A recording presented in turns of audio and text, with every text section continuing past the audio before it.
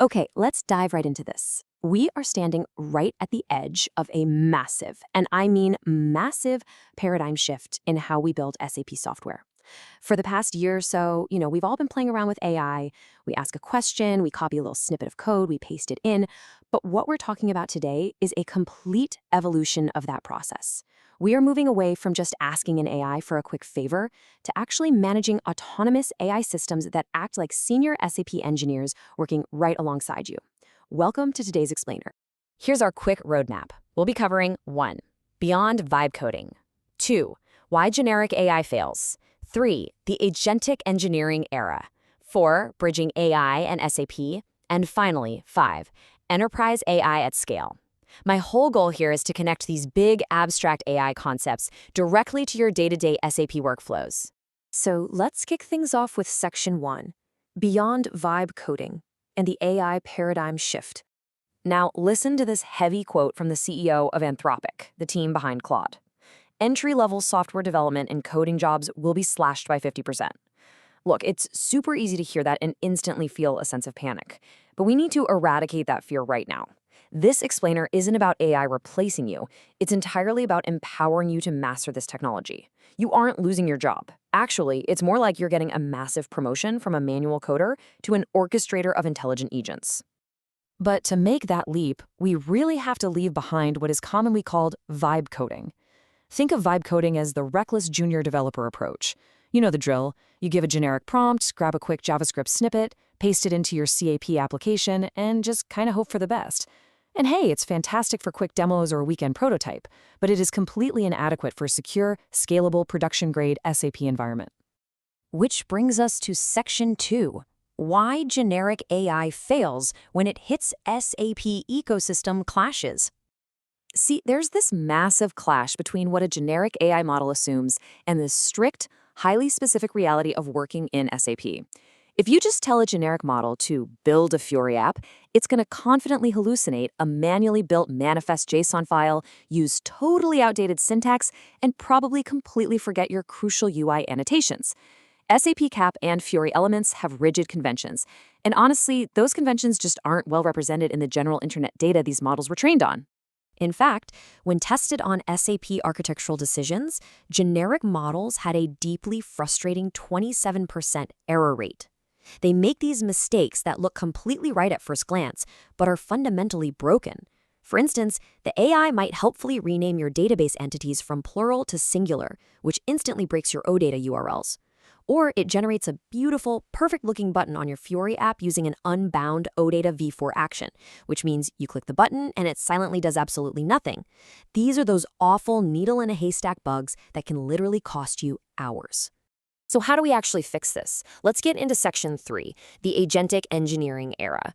This is where we stop using AI as a glorified autocomplete tool and start using it as a structured, principle-driven partner. Models like Claude Opus are practically custom-built for this. Think about having a massive 200K token context window. You aren't just pasting a tiny snippet anymore. You feed it your entire SIP project in one single session. It grasps your models, your services, your configurations, all of it, all at once. It can trace deep dependencies, execute really complex multi-file refactoring, and get this, if a test fails, it can read the error and autonomously rewrite the code until it passes. It is literally like having a senior developer sitting right next to you. Now let's talk about how you organize all this power. One practitioner actually built a full customer feedback system in just 45 minutes using this agentic code quality funnel. And he didn't write the code. Instead, he orchestrated 5 distinct agents.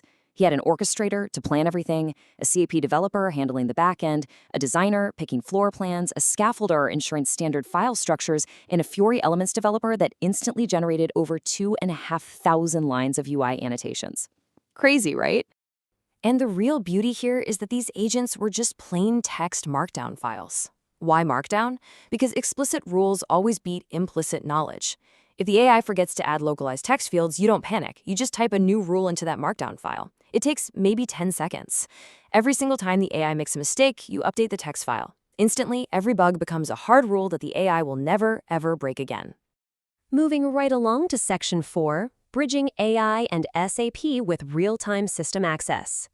So what's the secret sauce connecting them? It's MCP, the Model Context Protocol. MCP is an open standard that gives your AI real-time access to external data. Instead of just crossing your fingers and hoping the AI remembers SAP syntax from its training data, MCP forces the AI to actively look up the actual current documentation and live system state while it's writing your code.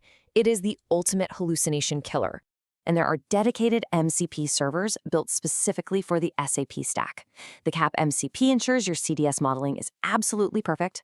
The Fiori MCP enforces the right criticality values, so your risk dashboard actually shows up as red and green instead of a boring gray. It completely forces the AI to use proper camel case naming for UI labels instead of that Python-style snake underscore case it loves to use. There is even a Playwright MCP that lets the AI open up a headless browser and visually verify that the Fiori app isn't just a blank page. Oh, and for the ABAP developers out there, this gets incredible. Using the MCP ABAP ADT API server on Windows, you can connect Claude directly to a live SAP ABAP system. You literally ask it a question in plain English, and the AI will autonomously search your system, read the ABAP source code, modify the class, run a syntax check, create a transport request, and then activate the object. All of that without you copying or pasting a single line of code. No way, right? But it's totally real. Which leads us to our final section, Section 5, Enterprise AI at Scale, keeping things secure and governed. Because let's face it, we need a governed gateway that protects our company's intellectual property. And that is exactly what the SAP Generative AI Hub is for. It abstracts away all those individual AI providers and gives you highly secure access to a massive catalog of models. You want to use GPT-4o for complex reasoning? Go for it. Claude for long context? Done. Mistral for European data residency? Or maybe SAP's own models for tabular data? You've got them all. And it all runs through centralized billing and security. Now, the real game changer here technically is the harmonized API. Because you're routing through the AI hub, you do not have to rewrite your application's integration logic if you decide to change providers down the road. You can swap from Azure's GPT-4o over to Anthropic's Claude by changing one single text string in your code. Just one string. It makes A/B testing and future-proofing your apps so incredibly simple. Okay, let's get practical for a second. Getting this set up on the SAP Business Technology Platform requires knowing the exact practitioner's path. First up, you must add both the AI Core and AI Launchpad entitlements. Second, you have to allocate a minimum quota. Third, create the service instance. Fourth, you authenticate, but not with a simple API key. You have to use an OAuth 2.0 token. And finally, you must create a resource group using an API call. I really want to save you some serious headaches here, because if you don't follow those exact steps, you are going to hit some hidden friction points. The most common mistakes? Well, forgetting to add the Launchpad entitlement, which means you'll have zero UI to work with. Or forgetting that the default BTP quota is 0. Or, one of the worst ones, hard-coding your deployment IDs. If you do that, it will silently break your application whenever SAP updates a model version. Don't fall into those traps. So, bringing it all back down to earth, the crucial point is this. AI is an accelerant. It is not a replacement for human governance. As one of our sources pointed out, even an incredibly advanced agent using MCP managed to generate an app with 53 vulnerabilities just because it used outdated library versions. You absolutely must secure the code your agent writes. Zero trust architecture, validating inputs, and strong human oversight, those are still strictly required. Which leaves us with the ultimate question for you to ponder. The technology is already here. The SAP-specific tools, the MCP servers, the enterprise-scale deployment hubs, they are all sitting there, available right now. So are you going to keep manually typing out boilerplate and relying on risky vibe coding copy-pastes? Or are you going to step up and become a true agent orchestrator? The choice is entirely yours. Thanks so much for joining me on this explainer, and I'll see you next time.